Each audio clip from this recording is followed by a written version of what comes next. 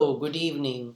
This is English Eloquence for corporate communication and competitive exams.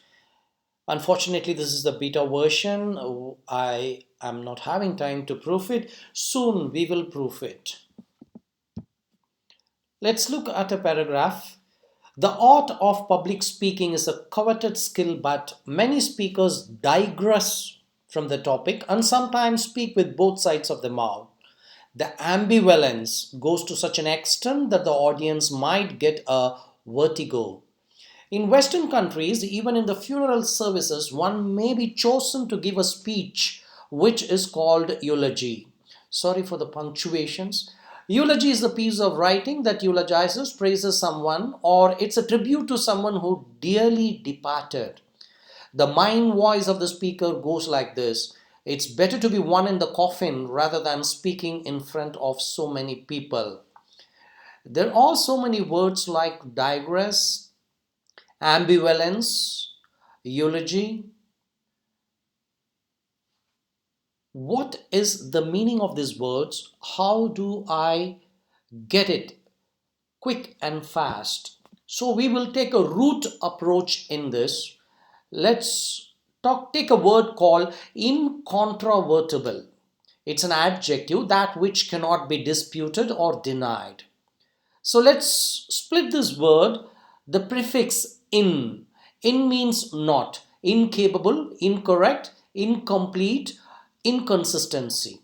The next part we will take is contra. Contra means against or opposite. You'd have heard words like contradict, contraband, which is smuggled goods, contravene, and contrast. The next part is vert, that means to turn, invert, to turn inside, extrovert, to turn outside, introvert, vertigo, advertise, pervert. And finally, IBLE, capable of, edible, compatible, possible, and invisible. The beauty of roots is if you know one root, you will be able to derive at least 10 words. And once you know this particular trick, you'll be able to guess the meanings of the words, and 80% it will work perfectly. Let's take a Latin root, grad, gress, meaning to step, upgrade, step to a higher standard. Please upgrade your communication skills. Degrade, step someone to a lower rank. Please don't degrade those who speak the mother tongue. Retro means to step back. Retrograde, step back in space or time. Some people believe that plastic ban is a retrograde step. No, it's not. Gradual, step slowly and gently. It's better to gradually improve your communication skills. So we saw grad, gress, meaning to step. Take this word called gress. You can make many words out of this root. Ingress, to get inside. Egress, to step outside. Progress, to step forward. Congress, no. Don't take the latest election results into consideration. Congress is to step together. Digress, deviate from speech. Retrogress, get back, think back, or get back to a state which is not good. Transgress is to violate a cultural or a religious value. Regress, get back into your thought of old state or childhood. I'm sorry, tigress is not a part of this. Let's see how we can put these words to use. The world is a stage and we are all actors, and most of the time quite unrehearsed. Your ingress is painful for you but joyful for others, so does your egress. Socrates says, a life not examined is not worth living, and this decides your progress. But most of us digress from either parental or God's control and transgress the boundaries of social etiquette. Finally, you would have regressed or retrogressed. This is how we can put it into use. You can try your own. Our ingress into the world was naked and bare. Our progress through the world is trouble and care. Our egress from the world will be nobody knows where, but if we do well here, we shall do well there. It's a beautiful one. Henry Wadsworth Longfellow, American poet. Now let's look at the ambi, the root word. Ambi, it's a Latin word, ambidextrous. When you take this word ambidextrous, it's got two parts, ambi and dexterous, dexterity. Ambi means both, dexterous means skill or grace in movement, especially in use of hands. I think it's for legs too. So ambidextrous, somebody capable of using both hands with equal proficiency. So the same thing, the root ambi, Latin and prefix. Ambi means both ambiguous and also around, ambient, ambience. Even that is taken into consideration. What are the words that can be derived? There are many words, but I've selected a few for ambiguity, ambivalent, ambience, ambivert. We have introverts, we have extroverts, now we have ambivert. Ambi-sinister, when people try to become ambidextrous, the brain gets into trouble. That's what is called ambi-sinister.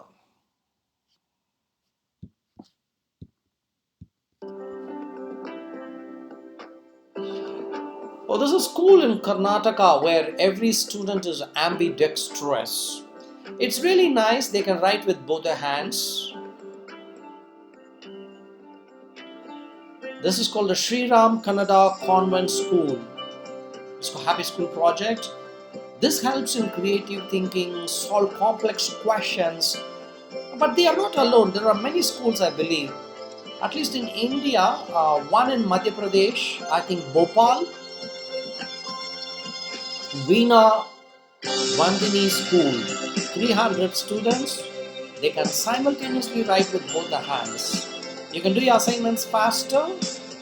Oh, they do it in 6 languages. That's a beautiful video. Who are all the ambidextrous people? Mahatma Gandhi, the father of our nation, Albert Einstein, Sachin Tendulkar, Sourav Ganguly. We have some baseball players here. And we have the statesman Benjamin Franklin, Leonardo da Vinci, the musician, the scientist, inventor, architect, and whatnot.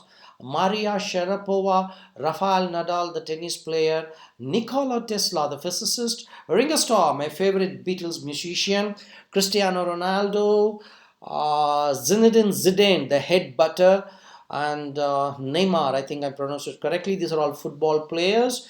I mean soccer players, they are adept with either foot. How do I use these words?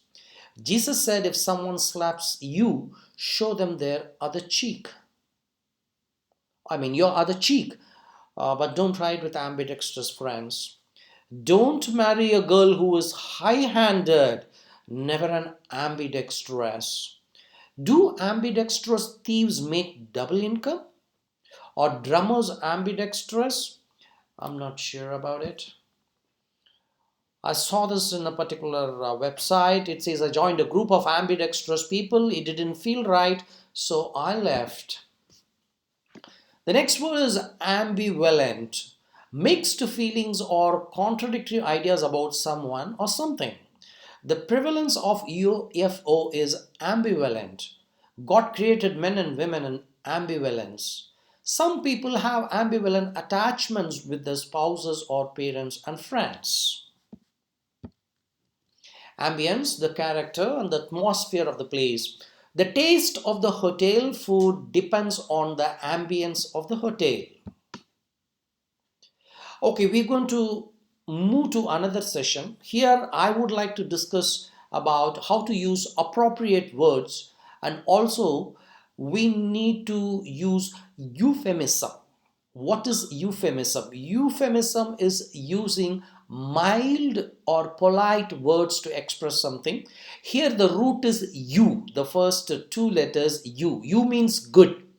Eustress, eustress and distress, not mistress. Eustress is good stress. Sometimes you get a promotion, you get an admission, you will undergo eustress. The next one is euphoria, happiness. Eulogy, we will discuss about that. Eulogize, to praise someone. Euthanasia, mercy killing. Euphoria, happiness. And eugenics, selective breed. And that's not good. Okay, so euphemism is all about you don't tell your grandfather kicked the bucket, or you don't say he is dead. It's wrong. You say he dearly departed, or he passed away, or it's a demise. That's the right way. Don't say these products are cheap. That's wrong. Please say it's economical. That's the right way to say that. I'm sorry to use these words handicapped and disabled. It's wrong to use that. Please don't use it. You can say they are differently able or they are special people. Please don't include the special forces here. Unemployed, it's degrading, it's wrong. You can say they are in between jobs. That would be mild and certainly it will be sophisticated. People will start liking you. I'll put more words like this. For example, you say he's a good performer and that one is a poor performer. We don't say he's a poor performer, we say he's a future performer. So there are a lot of words like that. Please follow it. In corporate communication, it will be really good. The right or appropriate words. Should I say I'm boiling the tea or brewing the tea? Should I say is that a wreath or a garland or a laurel? Is that dew or fog or smog or mist or haze or wog? In the next video, I'll address all these things. We will know how to use the right and appropriate word at the right place and time. Now let's embellish our language. I'm going to introduce you to a few phrases. The first one is sit tight. We use this quite frequently. That means to wait patiently. When you go for an interview and if they ask you to wait in the reception, please sit tight until they call you in. Some people fidget. Please don't do that. Pitch in. Pitch in is to contribute or join. Kindly pitch in and contribute whenever you get an opportunity in corporate meetings or group discussions. The next word is face the music, face the reality. If you don't update, upscale and upskill yourself, you need to face the music after a few years. Ring a bell. Remember something, your name does not ring a bell. By and by, that means soon. Please wait, I will be there by and by. By the by, by the way. By the by, where do you work now? Nevertheless, in spite of that, English is a very easy language. Nevertheless, you have to practice it regularly. Hobson's choice, having no choice at all, that's the only choice given to you. Long back, Ford was doing this because they came out with cars and they said any customer can have a car painted any color that he wants so long as it is black. To go Dutch. To go Dutch is to pay their share.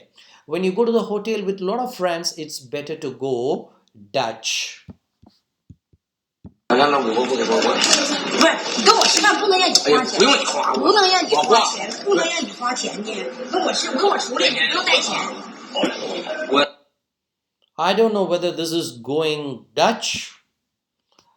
Okay, now we learned a few words. Let's put it in practice. Let's talk about group discussion.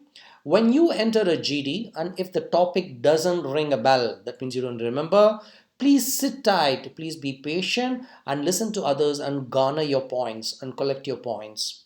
When there is a lull is a small gap. Please pitch in and make a mark. If you remain ineffable, not able to express, you may have to face the music of delayed employment, opportunity cost. You may have good academic scores, nevertheless, you have to contribute in the GD, else you will get a Hobson's choice as far as your preference of profile is concerned. They might not give you a good profile. By the by, please read the newspaper every day and prepare for your group discussion. Thank you so much. Please subscribe, share, and like it. The objective of making this video, number one, is for the special rural students who would like to learn English. Second, corporate people who wants to communicate well and also write their emails and business proposals in a nice manner. The third one is for people preparing for competitive examinations. It certainly will be helpful. I'll be putting more videos. We will make it audio visual soon. And of course, I have ordered for a good microphone from Amazon, so the clarity and quality will be enhanced. Thank you so much for watching. Good night.